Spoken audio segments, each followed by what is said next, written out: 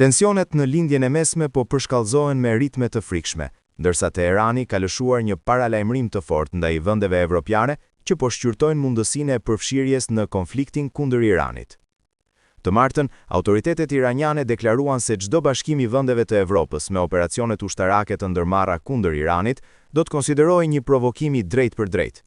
Sipas deklaratës zyrtare, një veprim i tillë nuk do të mbetej pa përgjigje dhe do të çonte në zgjerimin e sulmeve hakmarrëse, duke përfshirë edhe objektiva në territorin evropian. Ky reagim vjen pasi disa shtete evropiane kanë paralajmëruar se mund të ndërmarrin veprime mbrojtëse përballë asaj që e cilësojnë si rritje të rrezikut nga kapacitetet raketore të Iranit. Në fokus të shqetësimit janë aftësitë e avancuara të Teheranit për lëshimin e raketave me rreze të gjatë veprimi, të cilat sipas analistëve ushtarak përbëjnë një faktor destabilizues për rajonin dhe më gjerë. Deri në këtë fazë të konfliktit, sulmet direkte ndaj Iranit janë kryer nga Shtetet e Bashkuara dhe Izraeli.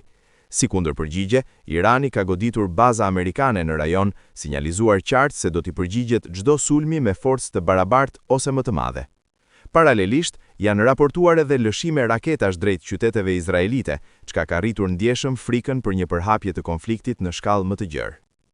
Ekspertët paralajmërojnë se përfshirja e vendeve evropiane do ta kthente përplasjen aktuale në një konflikt me përmasa shumë më të rrezikshme, me pasoja të paparashikueshme për sigurinë globale, ekonominë ndërkombëtare dhe stabilitetin energjetik.